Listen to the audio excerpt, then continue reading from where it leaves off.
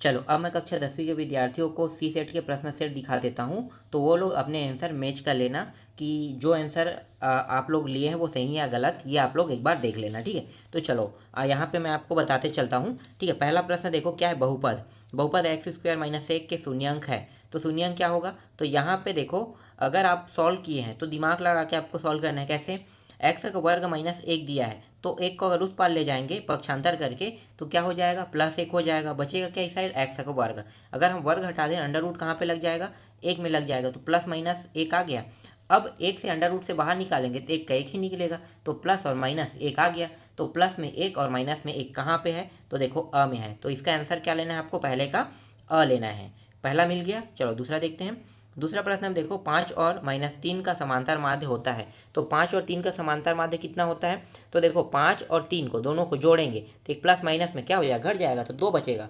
और जितनी संख्या है उतने से हमें क्या करना है, इसे भाग देना होता है। तो 2 को 2 से भाग देंगे तो क्या हो जाएगा, कट के एक प्राप्त होगा। तो एक कहाँ पे है, एक है अ में, तो आपका आंसर क्या होगा, दूसरा का अ होगा, एक आएगा, ठीक है। तीसरा देख लेते हैं। 1060 गुणित कॉट 60 का मान होगा, ठीक है, कितना होगा। तो ये कैसे निकालोगे, तो देखो 10 को अगर मैं कॉट में चेंज करता हूँ तो 1/कॉट हो जाएगा, और ऊपर में पहले से कॉट दिया है, कॉट कॉट दोनों कट गया, बचा कितना, एक हमारे पास। तो यहाँ पे देखो एक कहाँ पे है, एक है ब में। तो आपको तीसरा प्रश्न का आंसर क्या लेना है, तीसरा प्रश्न का आंसर लेना है ब लेना है, ठीक है। ब में एक दिया है। चलो चौथा देखते हैं। घनाभ में कोरों की संख्या होती है, तो घनाभ में जो कोरों की संख्या होती है वो होती है 12 होती है। तो यहाँ पे आपको आंसर क्या लेना है, 12 लेना है, ठीक है। समझ में आ रहा है, 12 होता है, ठीक है। ऊपर में 4, नीचे में 4 और बगल से भी 4 होते हैं। तो 4 4 8, 4 तिया 12, 12 हो गया, तो 12 कोर होते हैं, ठीक है। तो इसीलिए यहाँ पे आपको 12 को लेना है। तो यहाँ पे चौथा में आपको ऑप्शन 12 लेना है। पांचवा प्रश्न देखो, बिंदु -2 4 किस चतुर्थांश में है, तो मैंने चतुर्थांश आपको बताया था, ठीक है, एक्स और वाई अक्ष। अगर प्रथम में है तो दोनों प्लस प्लस में, तो देखो एक आगे प्लस में है, पीछे माइनस में है। इसके बाद दूसरा में एक होता है माइनस में होता है और एक होता है प्लस में। तो देखो ये माइनस में और प्लस में है, तो आगे जो है वो माइनस में, पीछे प्लस में। इसका मतलब क्या है, ये द्वितीय चतुर्थांश में। तो यहाँ पे आंसर लेना है द्वितीय चतुर्थांश लेना है। चलो अब रिक्त स्थानों को देख लेते हैं। तो खंड ब देख लेते हैं। खंड ब में देखो पहला प्रश्न, यदि 12:6 एक्स हो तो एक्स का मान खाली स्थान होगा। तो जब भी हम हल करते हैं तो हमारे पास 4 मान होते हैं, तब हल करते हैं, लेकिन 3 मान दिया है, तो 3 मान दिया है, इसका मतलब ये है कि ये जो है ये मध्यानुपाती है, ठीक है। तो मध्यानुपाती मतलब क्या हो गया, जो 6 है वो 2 बार आएगा, बीच वाला मान 2 बार आता है। तो मध्यानुपाती का सूत्र क्या होता है, b² होता है अपान इक्वल AC होता है। तो b कौन है, 6 है, तो 6 का वर्ग हो गया, ठीक है। 6 गुणी 6 कर लो आप, और उसके बाद क्या है 12 और गुणित एक्स कर लो। तो 12 गुणित एक्स करते हैं, तो 6 एकम 6 दूनी 12 कट गया, 2 एकम 2 छक्के 2 एकम 2 तिया, तो 3 बचा। तो एक्स का मान कितना आ जाएगा, 3 आ जाएगा, ठीक है। ये समझ में नहीं आया होगा, लेकिन इसका आंसर आपको 3 लेना है, 3 रहेगा तभी ये आंसर सही रहेगा, ठीक है। तो पहला प्रश्न में आपको आंसर 3 लेना है। दूसरा प्रश्न देखो, यदि sin थीटा बराबर 1 हो तो थीटा का मान खाली स्थान होगा, तो कितना होगा, तो इसका जो मान है वो होगा 90 अंश होगा, ठीक है। जो जिन्होंने भी इसमें दूसरे प्रश्न में 90 अंश लिया है उनका मान सही होगा, क्योंकि 0 अंश में 0 होता है, तो 90 में क्या होगा, 90 अंश में 1 होगा, याद रखना, ठीक है। तो 90 अंश में इसका मान हो गया 1, तो इसलिए यहाँ पे 1 लेना है। चलो आगे देखते हैं। इसके बाद यहाँ पे 1 सेकंड है ना, कहाँ पे है, ठीक है, तीसरा प्रश्न है। तीसरा प्रश्न में देखो, वृत्त की सबसे बड़ी जीवा खाली स्थान होती है तो व्यास होता है। तो यहाँ पे जिन्होंने व्यास लिया उनका आंसर सही होगा। चौथा देखो, यदि सावधि जमा खाता में ब्याज की गणना तिमाही आधार पर की जाती है तो दर प्रतिशत खाली स्थान होगा, तो 1/4। अगर हम 6 माही करते हैं तो आधा हो जाएगा, लेकिन अगर हम तिमाही करेंगे तो क्या होगा, दर को हमें 4 हिस्सों में बांटना होगा ना, 2 हिस्सों में आधे। जब 6 माही करते हैं 2 हिस्सों में बांटते हैं तो आधा होता है, लेकिन तिमाही करेंगे तो 4 हिस्सों में बांटना पड़ेगा। तो यहाँ पे 1/4 आपको लेना है आंसर, ठीक है। तो क्या लेना है आपको, चौथा में 1/4। जिन्होंने चौथा में 1/4 लिया उनका आंसर सही है। इसके बाद है, बाह्य बिंदु से वृत्त पर खींची गई स्पर्श रेखाओं की लंबाई खाली स्थान होती है। तो इस स्पर्श रेखाओं की लंबाई यहाँ पे बराबर होती है, तो यहाँ पे आप लेना है बराबर। जिन्होंने बराबर लिया है उसका आंसर यहाँ पे सही होगा। चलो आगे देखते हैं। समीकरण निकाय में यदि a1/a2 b1/b2 c1/c2 तीनों मतलब बराबर हो तो अद्वितीय हल प्राप्त होगा। ये सही है क्या, ये गलत है। ये जो है अनंत अनेक हल है, ठीक है। तो अनंत अनेक हल है, तो अनंत अनेक हल कहा जाता तो सही होता, लेकिन यहाँ पे अद्वितीय का इसलिए क्या होगा, ये टॉपिक असत्य होगा। तो पहला को आपको असत्य लेना है। इसके बाद दूसरा देखो, एक्स अक्ष और वाई अक्ष दोनों परस्पर लंबवत होते हैं, ये बिल्कुल सही है। ठीक है, एक्स और वाई अक्ष एक दूसरे को क्रॉस करते हैं और लंबवत रहते हैं, 90 अंश का कोण बनाते हैं सभी जगहों में। ठीक है, तो इसलिए ये क्या है, सत्य होगा। तो आपको दूसरा में क्या लेना है, सत्य लेना है।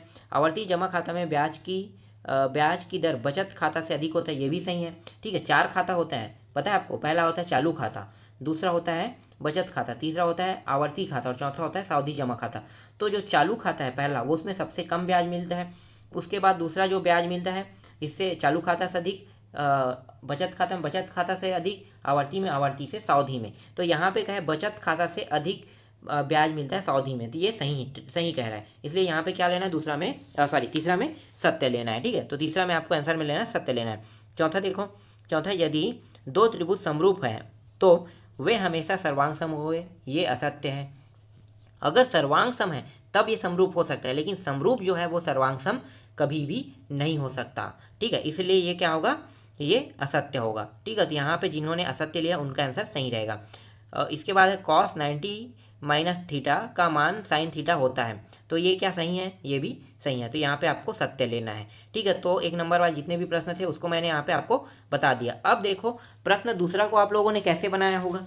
ये तो बहुत सरल है, प्रश्न क्रमांक दूसरा मैंने पहले ही बताया था इन सारे प्रश्नों को कैसे हल करेगा, मतलब कैसे हल होगा। तो देखो x प्लस 1 जो जी एक्स का मान दिया है ना, उसको 1 को पक्षांतर करोगे तो x का मान आ जाएगा। x का मान कितना है, -1 है। अब इस -1 को पी एक्स के मान में रख दो, पी एक्स वाले में 1 रखते जाओ, आंसर आ जाएगा भाई। ये बहुत आसान है, इसको मैंने आपको समझा के भी बताया था। तो जिन्होंने भी x के स्थान पर -1 रख के हल किए हैं और यहाँ पे जो पी एक्स है उसको क्या मानना है, अब 0 मानना है। ठीक है, ऑटोमेटिकली आपको 0 मानना है इसे। तो पी एक्स को 0 मान लो और एक्स के स्थान पे क्या रखोगे, -1। उसके बाद हल करोगे, जो आंसर आएगा वो आपका क्या होगा, फाइनल आंसर रहेगा। ठीक है, इसके बाद देखो दूसरा क्या है, के किस मान के लिए समीकरण के मूल वास्तविक एवं बराबर होंगे। तो मूल वास्तविक एवं बराबर होने वाला जो क्वेश्चन है, ये रियल में 2 नंबर क्वेश्चन नहीं है, ये 3 से 4 नंबर के टॉपिक में हल होगा, क्योंकि 2 नंबर के लायक नहीं है ये क्वेश्चन। आप यहाँ पे गुणनखंड तो कर नहीं सकते, इसको गुणनखंड करने के लिए आपको अलग तरीके से हल करना है। ठीक है, और गुणनखंड होगा भी नहीं क्योंकि के साथ है, के का मान निकल जाएगा, गुणनखंड करके भी हल कर सकते हो।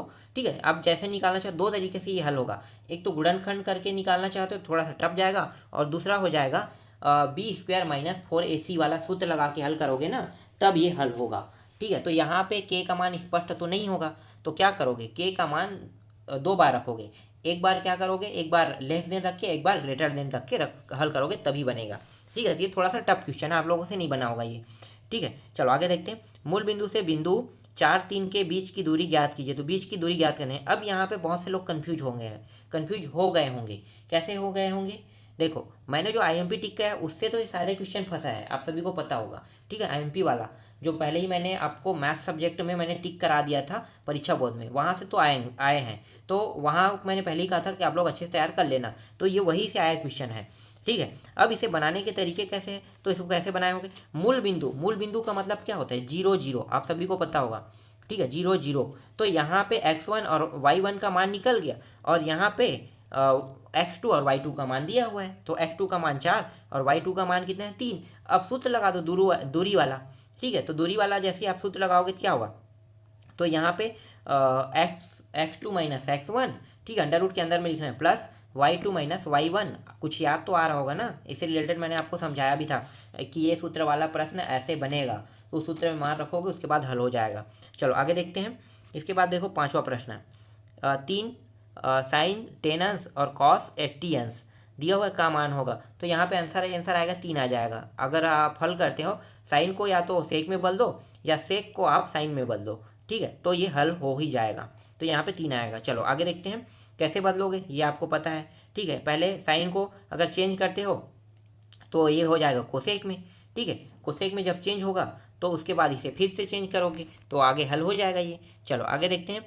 निम्नलिखित आंकड़ों की माध्यिका ज्ञात कीजिए। तो सबसे पहले अगर माध्यिका पूछा है तो आपको संख्या गिनना है। मैंने बताया था सम या विषम वाला आया होगा तो मैं बन जाएगा, आप लोगों को बोला था। तो देख लो, गिन लो आप लोग, 3 और 3 6 7 7 है, तो मतलब क्या है, ये विषम है। विषम को निकालना बहुत ही आसान है, n+1/2 वाला सूत्र में मान रख दो, आंसर आ जाएगा। ठीक है, वैसे ही आपको निकालना है माध्यिका। ठीक, तो 7 आया होगा, क्या होगा 21, इसका आंसर हो जाएगा। n कितने संख्या 7 है ना, 7 और 1 8, ठीक है 8 4, तो चौथा पद में कौन बैठा है गिन लो, पहला दूसरा तीसरा चौथा 16, तो इसका आंसर होगा 16। ठीक है, चलो आगे देखते हैं 7वां प्रश्न। ये क्या है, ये यहाँ पे देखो 7वां में x के मान निकालना है यहाँ पे, तो इसको क्या करोगे, तिर्यक गुणा करोगे, समानुपाती वाला सूत्र प्रश्न मैंने बताया था, आप इसको हल करोगे तो आसानी से x का मान निकल जाएगा। वर्ग समीकरण वाला देखो योगफल और गुणनफल निकालना है, कैसे निकालोगे, पहले इसके मूल मान निकालोगे, ए बी सी के मान निकाल लोगे। ए बी सी का मान कितना होगा, ए का मान 1, बी का मान -5 और सी का मान -24 है। ठीक है, अब इसमें योगफल के सूत्र क्या होते हैं, -b/c होता है, तो -b/c और c/a, इस सूत्र में मान रख दोगे तो योगफल और गुणनफल निकल जाएगा। इसके बाद देखो यहाँ पे 9वां क्वेश्चन जो आया है ना, इसे मैंने IMP के रूप में देना चाहता था, पर मुझे बहुत कम चांस लग रहा था कि आएगा या नहीं आएगा। मैं बहुत समय तक इसे देखा था कि ये क्वेश्चन को, मैंने रुका भी था इस क्वेश्चन में कि ये क्वेश्चन आ सकता है, लेकिन मैंने इसे नहीं दे पाया। यही चीज़ गलती हो गई मुझसे कि इसे मैंने IMP के रूप में टिक कराया। हाँ, टिक कराए वाले अगर वीडियो देखे होंगे जो भी, ठीक है, परीक्षा बोर्ड में जो मैंने टिक कराया तो उनका सारा क्वेश्चन बना होगा, एक भी नहीं छूटेगा। लेकिन जो मैंने कुछ IMP प्रोवाइड किया है अभी, ठीक है, जो पेपर के समय प्रोवाइड किया उसमें से कुछ कट हो जाता है, क्योंकि ज़्यादा प्रश्न पढ़ना नहीं चाहते आप लोग और मैं ज़्यादा दे नहीं सकता, ज़्यादा देता हूँ तो बहुत ज़्यादा हो गया कहते हो, इसीलिए ये क्वेश्चन को मुझे हटाना पड़ा था, 9वां क्वेश्चन। अगर जिन्होंने इस क्वेश्चन को परीक्षा बोर्ड के माध्यम से पढ़े हैं ना, तो उनका बना है।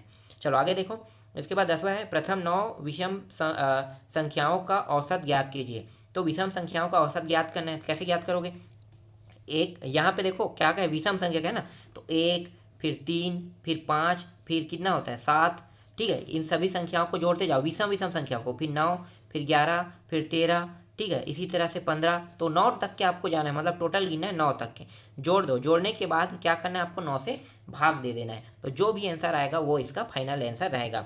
तो मैं यहाँ पे आपको 1 से लेकर 10 तक के पूरे प्रश्नों का आंसर दे दिया हूँ। बाकी प्रश्नों का आंसर 11 से लेके टोटल जो आपका 18 तक है वो तो पहले ही मैंने बता दिया था, IMP में टिक रहा था, तो वहाँ से तो फंसे हैं, ठीक है, तो वहाँ से आपका क्वेश्चन पूरा बना होगा।